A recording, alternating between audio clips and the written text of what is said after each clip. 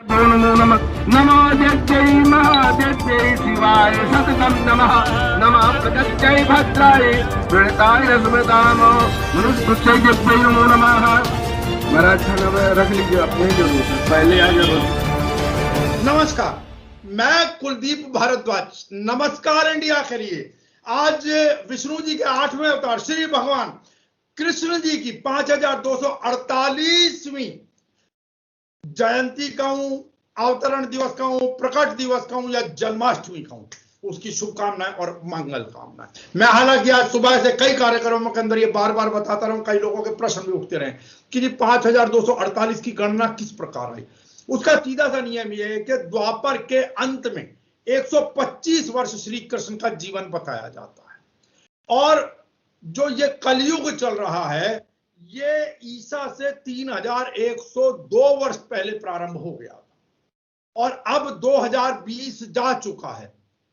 ठीक है सर, तो 3102 में 2020 जोड़ दीजिए तो ये हो जाता है 5122 और 125 वर्ष कृष्ण जी की उम्र उसमें जोड़ दीजिए तो ये बनता है 5247, अर्थात 5247 पूरे हो गए। और अब से कुछ देर बाद जब कृष्ण जी का जन्म होगा तो वो 5248वां उनका अवतरण दिवस या जन्म दिवस जो भी कहिए वो होगा। उसकी शुभकामनाएं, मंगल कामनाएं।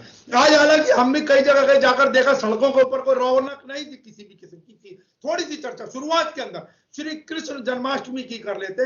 वो ये कि आज देखा मंदिरों में कुछ जगह कीर्तन भजन हो रहे हैं, लोग जा रहे हैं, एक दो मंदिरों में छुटपुट लोग जा रहे हैं आ रहे हैं, कुछ सच का मन तो होता है, बच्चों का मन होता। लेकिन पहले जिस प्रकार सड़कें भरी होती थी, जिस प्रकार मंदिरों के अंदर भीड़ हुआ करती थी, आज ऐसा कुछ भी नहीं है। हाँ, लेकिन पिछले वर्ष तो बिल्कुल सन्नाटा था, किसी एक भी आदमी का प्रवेश नहीं था। ऐसा नहीं है इस बार। हम फिर भी निवेदन, शुभकामनाएं भी देते हैं और अभी भी जो लोग देख रहे हैं उनसे यही प्रार्थना करेंगे, यही निवेदन करेंगे कि कृपया करके सावधानी बरतें और मास्क लगाकर ही बाहर निकलें जिस प्रकार भी है। अब आगे की चर्चा। चलिए आज के इस कार्यक्रम के ऊपर आज जो भी परिस्थितियां जिस प्रकार भी लोग निकल रहे हैं, हमारे दो सम्मानित मेहमान, आपको भी मालूम है, अखिल भारतीय ब्राह्मण महासभा दिल्ली प्रदेश के अध्यक्ष पीके सारस्वत साहब। पीके सारस्वत साहब, आपका हार्दिक अभिनंदन। नमस्कार इंडिया की इस विशेष चर्चा के अंदर। और हमारे साथ कांग्रेस नेता विवेक शर्मा जी, आप दिल्ली से। विवेक जी, आपका भी हार्दिक अभिनंदन। विवेक जी, आपका माथे से ऊपर का हिस्सा कट रहा, थोड़ा सा पीछे हो जाए तो ज्यादा बेहतर रहेगा। तो सारस्वत साहब, आप गए होंगे, आप बाजार में गए, आपने क्या देखा, आज का क्या माहौल नजर आ रहा है? हालांकि उतना उत्साह तो नहीं है पहले जैसा, लेकिन फिर भी आप क्या देख पाए, क्या ऑब्जर्व कर पाए? भारद्वाज जी, कुल मिला के ये है कि कोविड का जो पहला लॉकडाउन था उसके बाद लोगों ने थोड़ा उभरे थे, लेकिन दूसरा लॉकडाउन जब लगा है तो मार्केट के हालात बहुत अच्छे नहीं है। लेकिन हाँ, पहले जैसे भी हालात नहीं है, लोग बाहर थोड़ा बहुत निकल रहे हैं, लेकिन उत्साह बिल्कुल भी नहीं है लोगों में। त्योहार को, रक्षाबंधन निकला है तब भी भीड़ भाड़ तो थी मार्केट में, लेकिन उत्साह, लोगों की जेब में पैसा नहीं है जिसके लिए वो खरीदारी कर सकें। अभी थोड़ी देर पहले, अभी आपके यहाँ डिबेट में जुड़ने से पहले, मैं अभी मेरे घर के पास एक संतोषी माता मंदिर है, वहां पर मैं गया तो वहां पर बाहर लिख के लगाया हुआ है कि अनावश्यक लोग अंदर प्रवेश ना करें, दर्शन करने वाले ही लोग आए और मास्क लगाना अनिवार्य है। जी, जो गाइडलाइन है मंदिरों की, मंदिर प्रशासन की तरफ से सभी जगह दी जा रही है और लोगों की भीड़ भाड़ भी बहुत ज्यादा नहीं है। जी, और भीड़ भाड़ नहीं होने के कारण एक ये भी है कि कुछ जगह इस तरह का डर पैदा किया गया, और डर है भी है कि तीसरी लहर की पूरी संभावना है। जिस तरह के आज देखा है कि इंडिया में काफी केस आज भी बढ़े हैं और कई देशों में भी केसों की भरमार बढ़ती जा रही है, और उसको देखते हुए तीसरी लहर की पूरी संभावना है। इस वजह से मंदिरों के जो प्रशासन कमेटी है उन्होंने भी काफी अलर्ट किया हुआ है लोगों को, अपने भक्तों को मंदिर में आने के लिए कि ज्यादा भीड़ ना करें और मास्क लगाकर ही आएं। बाजारों में कुल मिला के बिल्कुल भी किसी भी तरह की कोई रंग रौनक नहीं है और लोग अनावश्यक बाजारों में बिल्कुल नहीं आ रहे हैं। और फिर दूसरी बात यह कि अनावश्यक आने की जरूरत इसलिए भी नहीं है कि कोविड की तीसरी लहर की पूरी संभावना है, लेकिन जरूरत के लिए लोग आते हैं बाजार में, लेकिन वो जरूरत का सामान भी नहीं ले पाते। वजह वही है कि लोगों के पास इस समय फाइनेंशियल जो पोजीशन है बहुत ज्यादा खराब है, और यही कारण है कि बाजारों में बिल्कुल भी रौनक नहीं है। जी, ठीक है। विवेक जी, आप बताएं, आप भी आज बाहर निकले, घर से बाहर गए, सब कुछ आपने देखा, आपका क्या अनुभव रहा आज के संदर्भ में? पहले आप यही बताएं।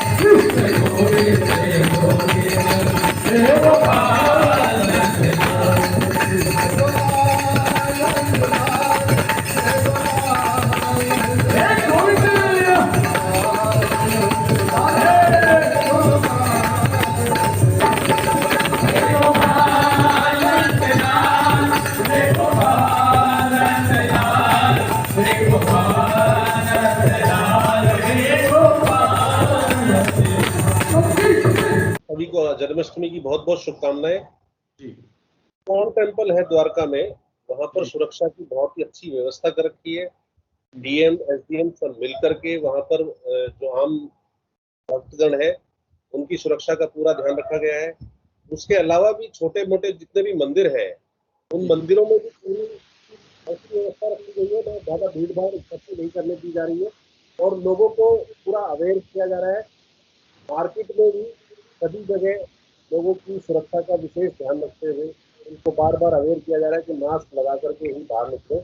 और साथ ही साथ क्योंकि सारस्वत जी की बात से भी मैं सहमत हूँ, कुछ जो मतलब लॉकडाउन की कारण जो हमारी आर्थिक स्थिति थोड़ा डाउन हुई है उसके कारण भी लोगों के त्योहार में तो थोड़ा बहुत एक वो फीकापन दिखाई दिया है। मतलब जी। 2 सालों से तो रक्षाबंधन में भी हमें वो फीकापन दिखाई दिया और वही फीकापन मुझे जन्माष्टमी में भी दिखाई दे रहा है। जी बाकी हम लोग सब अपने उसको सेलिब्रेट कर रहे हैं इस त्योहार को, लेकिन कहीं ना कहीं आर्थिक जो जीडीपी हमारी है या आर्थिक रूप से जो हम धीरे धीरे नीचे आए हैं उसका असर भी हमें देखने को मिल रहा है। जी चलिए ठीक है विवेक जी, ये हालांकि मैं आप क्लियर कर दूं कि इस चर्चा के अंदर हम धर्म और कर्म दोनों बातें करेंगे, थोड़ी थोड़ी राजनीति भी करेंगे, थोड़ा थोड़ा धर्म की चर्चाएं भी होती रहेंगी। अब ये है कि आज के समय में आपको पता है जब श्री कृष्ण आए धरती पर आए, उन्होंने कंस का वध किया, उससे पहले जो राम अवतार हुआ राम जी ने रावण का वध किया, ये सारी चीजें चलती रही। लेकिन आज के समय में सारस्वत साहब आप भी देख रहे हैं जिस प्रकार का माहौल बना हुआ है, कहीं लोगों को मारा जा रहा है, कहीं पीटा जा रहा है, कहीं धर्म के नाम पर लिंचिंग हो रही है। अभी पीछे मध्य प्रदेश के तो हालात खराब है, पिछले कुछ समय से आपने देखा कहीं उमेश मिश्रा को जलाकर मार दिया गया, कहीं एक और व्यक्ति की पिटाई की गई, कहीं एक व्यक्ति को ट्रक से बांधकर खींचा गया और उसकी मौत हो गई, वो मारा गया, और किसी को चोरी के शक में बुरी तरीके से पीटा जा रहा है। क्या कहेंगे? ये तो एक उस समय तो एक कंस था, आज तो दुनिया भर के इस प्रकार के कंस हो गए। कंस से भी बड़ा इनमें प्रवृत्ति जो आ गई है, जिस प्रकार एक व्यक्ति को पकड़कर ट्रक के अंदर, ट्रक या मिनी ट्रक जिसको कहते हैं, उससे बांध के खींचते चले गए और उसके बाद उस व्यक्ति की मौत हो गई। हालांकि वो व्यक्ति बेचारा अपनी धर्मपत्नी को खोजता हुआ निकला था, तो खोजने गया था, बार बार गाड़ियों को रोककर वो अपनी धर्मपत्नी के बारे में पूछ रहा था, लोगों को चोरी का शक हुआ, और चोरी के शक में ये अधिकार इन लोगों को किसने दे दिया कि आप इस प्रकार की हरकत करें? सारस्वत साहब देखिए भारद्वाज जी, इस समय देश की स्थिति बहुत ही भयंकर परिणामों से गुजर रही है। प्रशासन, पुलिस इस तरह के लगा रखे हैं कि उनको इस तरह की छोटी-मोटी घटनाएँ या तो देखने की फुर्सत नहीं है या वो देखना चाहते नहीं है। जहाँ जी तक धार्मिक लिंचिंग की बात है, कि जो धार्मिक लिंचिंग है, अभी मैं पीछे कुछ दिन पहले राजस्थान गया था, तो वहाँ पर ये मुसलमानों का जो मुहर्रम का त्योहार था, उसमें जुलूस के लिए पूरी तरह से बैन था। तो वहाँ पर कोई एक ब्राह्मण परिवार अपनी गाड़ी स्कॉर्पियो से हॉर्न बजाता हुआ निकल रहा था कि भीड़-भाड़ थोड़ी साइड हो, मैं निकल जाऊँ। उसकी गाड़ी को रोक के उसको निकाल के और उसको जान से मार दिया कुल्हाड़ी और हथौड़े से। तो इस तरह की जो लिंचिंग है ये बिल्कुल होनी नहीं चाहिए, चाहे वो किसी भी धर्म के प्रति हो। और ये अखिल भारतीय ब्राह्मण महासभा इसका बिल्कुल जोरदार खंडन करता है कि इस तरह की बिल्कुल भी कहीं भी लिंचिंग किसी भी धर्म के प्रति हो, मुस्लिम जी धर्म के प्रति हो, हिंदू धर्म के प्रति हो, कहीं से भी बर्दाश्त की नहीं जा सकती। और जी जहाँ तक पुलिस प्रशासन की बात है, तो पुलिस भीड़ में से किसी भी व्यक्ति को निकालने के लिए पुलिस का आना बहुत ज़रूरी है। और जिस तरह से अभी मैंने एक वीडियो देखा था आपके चैनल पर ही कि एक वो जो मिनी ट्रक से एक लड़के को रस्सी से बांध के रोड पे खींच रहे हैं। जी लेकिन कि उसका खींचने का क्या कारण है, इसकी स्पष्टता अभी तक मुझे क्लियर नहीं है। लेकिन कुल मिला के जो है इस मैंने तरह आपको बताया ना उसका कारण पराशर साहब, उसका कारण सीधा सा कि वो व्यक्ति अपने अभिलाषा, आपका वीडियो आ गया, अभिलाषा अपने मोबाइल को ऐसे करें, हॉरिजॉन्टल करें प्लीज। तो हाँ, उसको ऑटो रोटेट पर डाल लीजिए अभिलाषा, ऑटो रोटेट पर डाल लीजिए, आपका मोबाइल ऑटो रोटेट पर नहीं है मेरे ख्याल से, और नहीं तो जैसे है वैसे जुड़ जाइए, कोई बात नहीं। आपकी स्क्रीन पर जाइए, ऑटो रोटेट पर डालिए उसको, ऑटो रोटेट लिखा होगा, वहां से जुड़िए। तो उसके अंदर यह था कि वो व्यक्ति अपनी पत्नी को खोजने गया था, ठीक है, और वो सब गाड़ियों को रोक रहा था, तो लोगों को उसके ऊपर चोरी का शक हुआ। अब बात ये, चोरी का शक होने का मतलब ये अधिकार आपको किसने दे दिया? ठीक है अभिलाषा, बिल्कुल ठीक है, आपको ये अधिकार किसने दे दिया कि आप किसी व्यक्ति को ट्रक से बांधकर घसीटते चले जाएं, उसकी जान ले लें? आज जहां लोग खुशियां मना रहे हैं, आज के दिन किसी के परिवार के अंदर मातम मन जाए, ये अधिकार इन लोगों को किसने दे दिया? सर ये आपकी बात बिल्कुल ठीक है। अगर वो अपनी वाइफ को ढूंढने के लिए जा रहा था, तो मेरे हिसाब से बजाय कि उसको रस्सी से ट्रक से बांध के खींच के मारने की बजाय या चोरी की अगर उसके ऊपर शक भी थी तो उसको रोकते, उसको पूछते, पुलिस को इन्फॉर्म करते। कानून हाथ में लेने का किसी को कोई अधिकार नहीं है। और अखिल जी भारतीय ब्राह्मण महासभा इस तरह की सभी घटनाओं की भरपूर निंदा करता है, घोर निंदा करता है। मेरा मानना यह है कि अगर जिसने भी ये घटना की है उसकी पुलिस जांच हो, और उस जांच के खिलाफ पुलिस पूरी जांच करे, और उस व्यक्ति के खिलाफ जिसने भी इस तरह की कार्रवाई करी है उसको सख्त से सख्त सजा दी जानी चाहिए। सारस्वत साहब, ये सारी चीजें बिल्कुल ठीक रहेंगी, जांच करें, लेकिन ये जो मानसिकता बनती जा रही है सारे कानून को अपने हाथ में लेने की, ये भी तो कोई अच्छी बात नहीं है ना। अभिलाषा, आपका स्वास्थ्य शायद ठीक नहीं लग रहा है। अभिलाषा, आपको आवाज मिल रही है हमारी? हाँ सर। आपका शायद स्वास्थ्य ठीक नहीं है, फिर आप क्यों जुड़े अभिलाषा कार्यक्रम के अंदर? आपको नहीं जुड़ना चाहिए था कम से कम। पर चलिए, सबसे पहले आपको जन्माष्टमी की शुभकामनाएं दे देता हूँ। बहुत सूक्ष्म समय आपका लूंगा, बहुत थोड़ा सा, क्योंकि त्योहार है। आज आपने व्रत रखा हुआ होगा या नहीं, या स्वास्थ्य खराब है इसलिए नहीं रखा? नहीं सर, व्रत तो नहीं था मेरा। वो हमारे यहाँ घर के अंदर पूजन पाठन, आपके आसपास मंदिर होंगे, मंदिरों में क्या हालात है? रौनक है? लोग निकल रहे हैं घर से बाहर या नहीं? निकल रहे हैं सर। निकल रहे हैं, जा रहे हैं। मंदिरों के अंदर पूजन वगैरह है, भीड़ हाँ है सर। पिछले साल के मुकाबले? क्योंकि पिछले साल तो अलाउ नहीं किया गया था अभिलाषा। हाँ हाँ, इस साल है।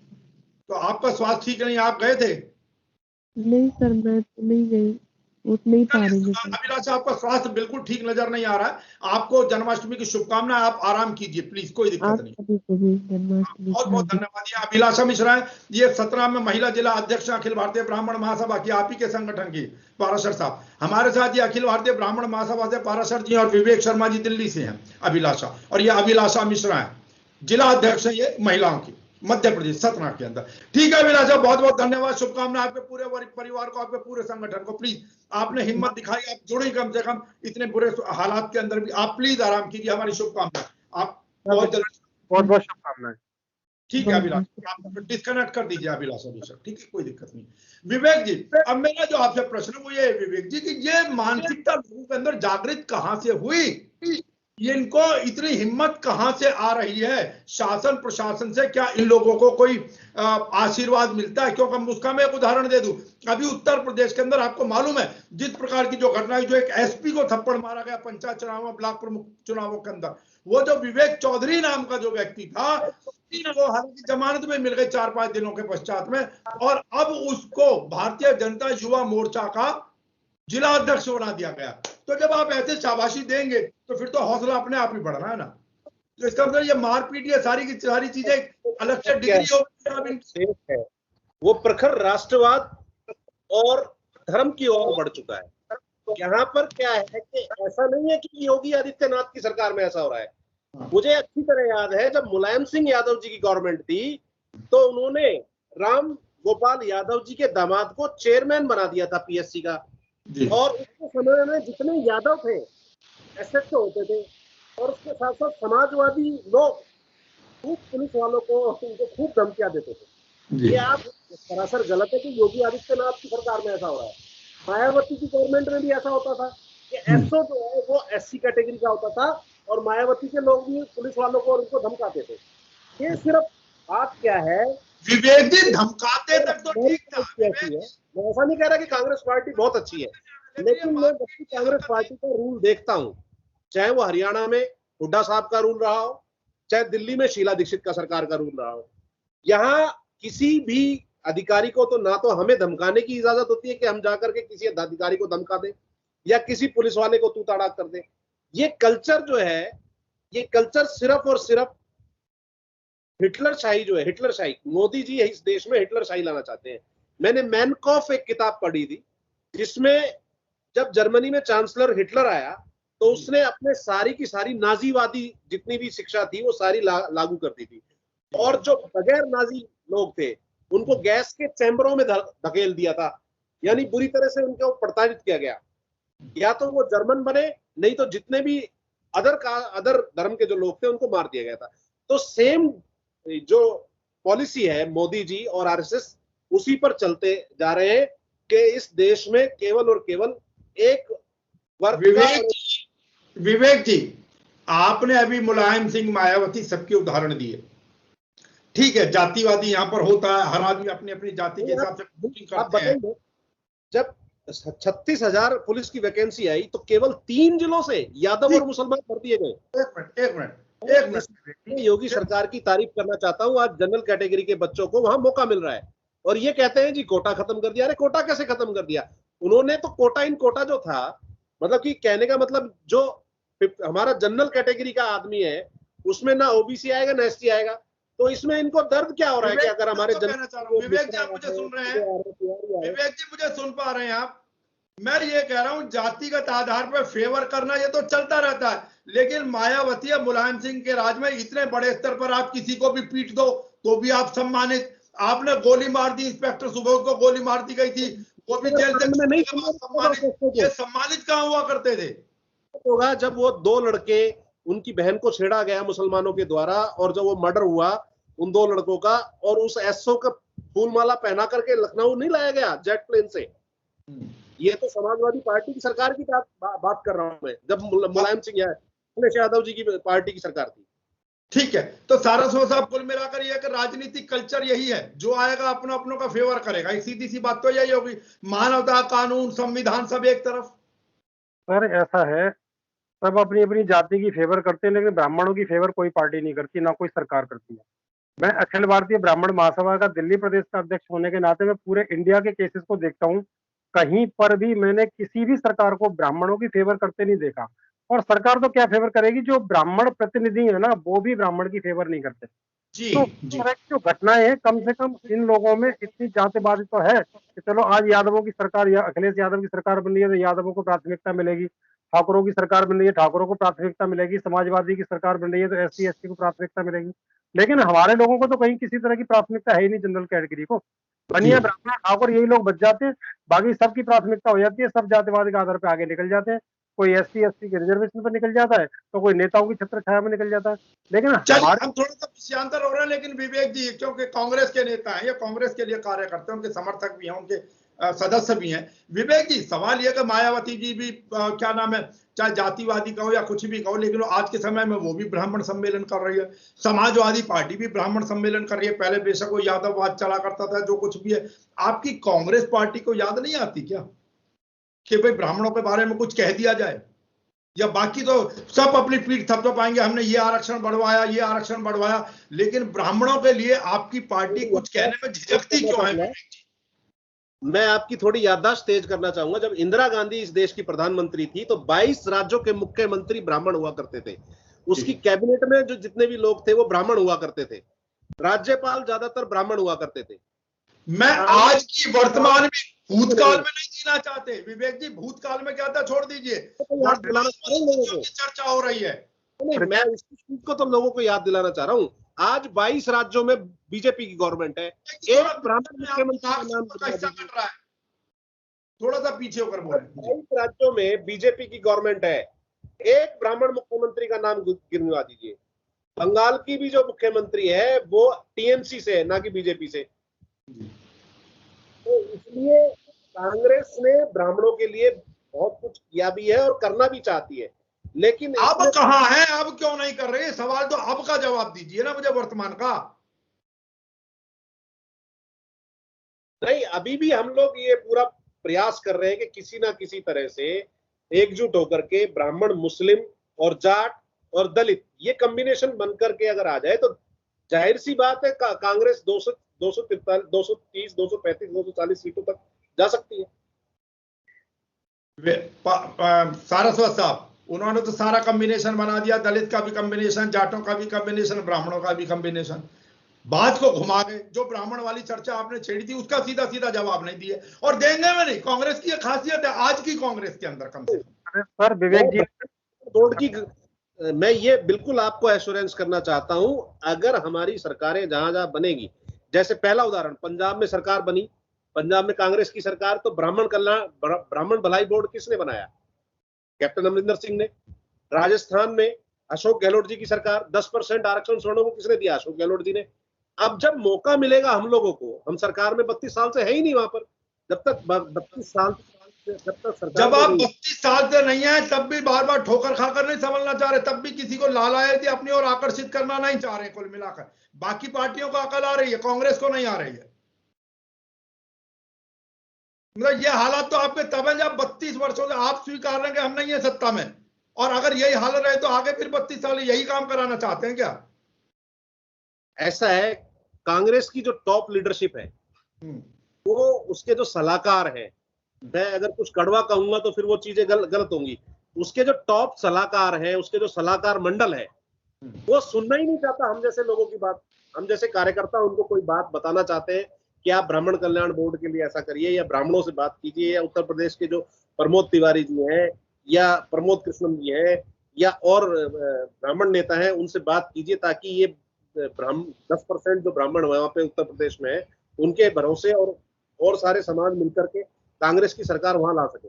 तो जो एक चंडाल चौकड़ी राहुल गांधी और प्रियंका गांधी को घेरे हुए हैं, वो उसको सोचने नहीं देती उससे ज्यादा। मतलब उनको सिर्फ यही है कि मुसलमानों की वोट मिल जाए, दलितों की वोट जाए, उसके अलावा वो दायरे से नहीं। खूब लीजिए सारस्वत साहब, खूब मुस्लिमों की वोट लीजिए, कोई मनाही नहीं है, दलितों का खूब उत्थान कीजिए, कहीं कोई दिक्कत वाली बात नहीं होनी चाहिए, लेकिन कुछ तो आपका भी उद्धार हो जाए जैसा आप लोग चाह रहे हैं कम से कम, और ये स्वीकार रहे हैं उस चीज को कि चांडाल चौकड़ी जैसे शब्द का प्रयोग इन्होंने कर दिया, इसके अंदर कमी तो है ना।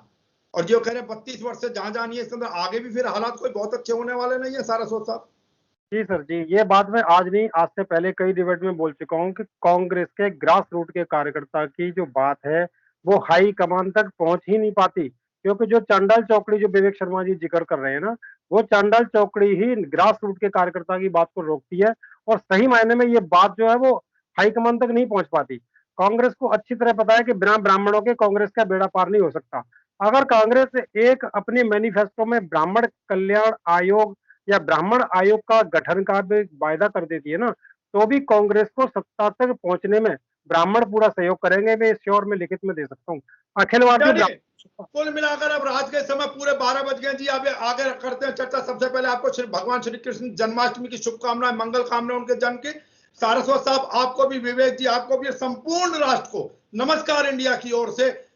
भगवान श्री कृष्ण के अब प्रकट हो गए हैं, कहें कि अवतरण हो गया है, मध्य रात्रि है इस समय। नमस्कार इंडिया आधी रात के अंदर भी इस समय अपनी चर्चा जारी रखे हुए एक बार फिर से शुभकामनाएं, मंगल कामनाएं जन्माष्टमी की। अब जब चल रही है, हालांकि राजनीति की बात हो रही थी, लेकिन मैं एक छोटा सा प्रसंग भगवान श्री कृष्ण से संबंधित ही छेड़ता चलता हूं। हालांकि इस प्रसंग को मैं 2-3 बार सब जगह कह चुका हूं। वो ये है कि भगवान श्री कृष्ण ने जब कंस का वध किया, कंस का वध करने का, और क्योंकि ये कर्म से संबंधित बात है, मैं इसलिए कहना चाह रहा हूं कि जब कंस का वध किया और जब जेल गए वासुदेव और देवकी को छुड़ाने के, आप लोगों को मेरे ख्याल से व्रत खोलना होगा, बहुत सूक्ष्म है, बस कार्यक्रम को समाप्ति की ओर लेकर जा रहा हूं।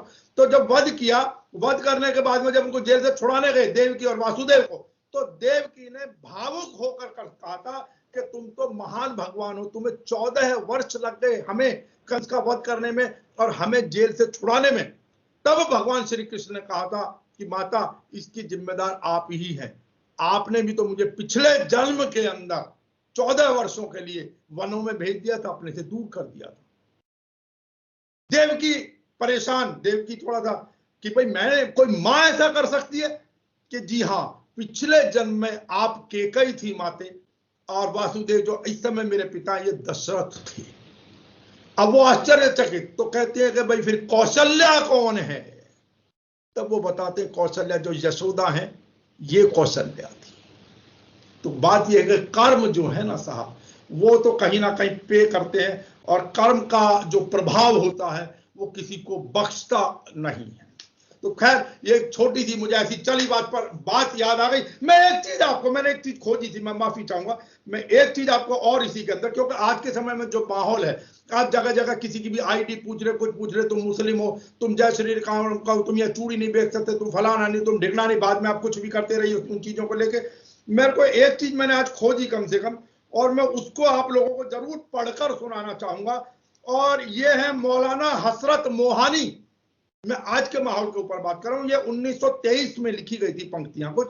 मौलाना हसरत मोहानी वो हैं जिन्होंने इनकलाब जिंदाबाद का नारा दिया था, महान स्वतंत्रता सेनानी रहे। और सुनिए उन्होंने कृष्ण जी के बारे में क्या लिखा। वो कहते हैं, मन तो से प्रीत लगाई कन्हाई, मन तो से प्रीत लगाई कन्हाई, काहू और की सूरत अब काहे को आई, और गोकुल ढूंढ वृंदावन ढूंढो, बरसाने लग घूम के आई। अर्थात लग आप तो समझते हैं बरसाने तक घूम के आई। और तन मन धन सब वार के हसरत, कि तन मन धन सब वार के हसरत। हसरत तो वैसे इच्छा है कि तन भी मन भी धन भी और इच्छा भी वार दिया, लेकिन हसरत क्योंकि मौलाना हसरत मोहानी का नाम है तो वहां पर जोड़ दिया कि तन मन धन सब वार के हसरत, मथुरा नगर चली धूमी धूनी रमाई। तो ऐसे भी हमारे लोग रहे हैं जो एक दूसरे को साथ जोड़ने में लगे रहे। चलिए, तो ये चर्चा कुल मिलाकर आपकी जो पीड़ा थी सारस्वत साहब वो ब्राह्मण समाज को लेकर थी, और क्योंकि कहा गया कि ब्राह्मण, मैं फिर कहता हूं इसी बात को कि आज भी हर वर्ग, हर धर्म और हर जाति का व्यक्ति ब्राह्मण के पीछे चलने को तैयार है, बशर्ते ब्राह्मण अपने कर्तव्य को पहचाने। और देश काल परिस्थिति का साया सबको पड़ता है। खूब उद्धार होना चाहिए दलित समाज का, खूब उद्धार होना चाहिए सभी धर्म का, सभी संप्रदायों का, सभी पूजा पद्धतियों का, लेकिन साथ साथ ब्राह्मण को अगर पिछड़ा मान लिया जाए या उसकी तरफ ध्यान न दिया जाए, मैं बिल्कुल एग्री करता हूं आपकी बात से, तो वो भी नहीं होना चाहिए। बाकी चलते हुए सिर्फ क्योंकि अब आप सब लोगों ने चंद्रमा को अर्क भी देना, सब कुछ करना, चलते चलते सिर्फ एक चीज मुझे बताते जाइए, वो जो जनरल डायर जिन्होंने 2 दिन पहले जो ऑर्डर दिया कि किसानों के सिर फोड़ दिए जाए, और जो कुछ किया उसमें एक वीडियो आई है कि वो ऊपर से इस तरीके से मारा जा रहा है। और आपको मालूम भी है, एक उनका नाम है, क्या नाम है, एक जो किसान मारा गया सुशील काजल, उसकी डेथ भी हो गई। बेशक बाद में कारण उसका हार्ट अटैक या कुछ भी बताया जा रहा हो, लेकिन प्राथमिक कारण तो वो रहे। ये जो जनरल डायर जैसे व्यक्ति के विरुद्ध, तो हम तो कहते हैं कि इसके विरुद्ध हत्या की धाराओं में, हत्या के लिए उकसाने की धाराओं के अंदर मुकदमा दर्ज हो और नौकरी से बर्खास्त करके इसको सबसे पहले गिरफ्तार किया जाना चाहिए। सारस्वत साहब क्या कहना चाहेंगे, आपकी प्रतिक्रिया? शुभकामनाओं के साथ में, श्री कृष्ण जन्माष्टमी की शुभकामनाओं के साथ में। सबसे पहले तो मैं 5248वां आज श्री कृष्ण भगवान का जन्मदिन हुआ है, इसके लिए सभी सनातन प्रेमियों को, सभी भारतवासियों को मैं हार्दिक शुभकामना देना चाहूंगा। और जहां तक कल जो लाठी चार्ज हुआ उसमें जिस किसान की मौत हुई है उसको मैं श्रद्धांजलि भी देना चाहूंगा। और आगे से भविष्य में इस तरह की घटनाएं ना घटें, बिल्कुल ना घटें, इसके लिए प्रशासन सतर्क रहे, तैयार रहे और कोशिश करे कि नम्रता से, प्यार से काम लिया जाए। और जिस भी डीएम ने इस तरह के ऑर्डर दिए हैं कि सिर फोड़ दो, आगे नहीं निकलने चाहिए, उसको जल्दी से जल्दी सस्पेंड किया जाए और उसके ऊपर मर्डर केस किया जाए। ये मेरी ठीक है, मांग है। विवेक जी, आपकी प्रतिक्रिया क्या कहना चाहेंगे शुभकामनाओं के साथ में? विवेक शर्मा।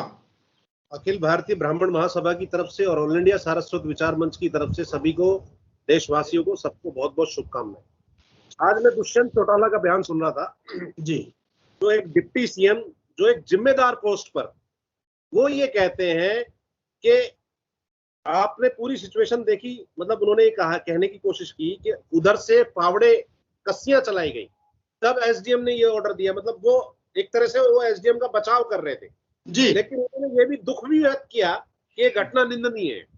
मेरा कहने का मतलब ये है कि एसडीएम को जब कानून है, हाई कोर्ट है, सुप्रीम कोर्ट है, सुप्रीम कोर्ट ने जब धरने की आप पूरी परमिशन दी हुई है या उनको कह रखा है कि भाई यहाँ आप धरना कर सकते हो, तो इसमें पुलिस को लाठीचार्ज करने का कोई हक नहीं होता। या तो पहले उनको वार्न करना चाहिए था कि भाई ये रास्ता आम पब्लिक के लिए है, या इससे ट्रैफिक हमारा बंद हो रहा है, या इससे हमारी ये चीज बंद हो रही है, आपसे हम आग्रह करते हैं कृपया करके ये रास्ता खाली कर दीजिए। अगर किसान फिर वो बलपूर्वक वो करते और तब कोई पत्थरबाजी होती, तब आप पुलिस को करने का हक था, लेकिन उसके बाद सिर फोड़ दीजिए। बिना सोचे समझे ये डिसीजन कैसे ले लिया कि सर फोड़ देना चाहिए, इनको उठा के फेंक देना चाहिए, तो ये सरासर गलत है, ये निंदनीय है, ये नहीं होना चाहिए। ठीक है विवेक जी, बहुत बहुत धन्यवाद। सारस्वत साहब, आपका भी बहुत बहुत धन्यवाद। एक बार फिर से भगवान श्री कृष्ण जन्माष्टमी की नमस्कार इंडिया की ओर से आप सभी को, मैं तो कहूं सभी धरावासियों को बहुत बहुत शुभकामनाएं, मंगल कामनाएं। कल फिर मुलाकात होगी एक और चर्चा पर, तब तक बाहर निकले तो मास्क लगा कर निकले। जय श्री कृष्ण। जय श्री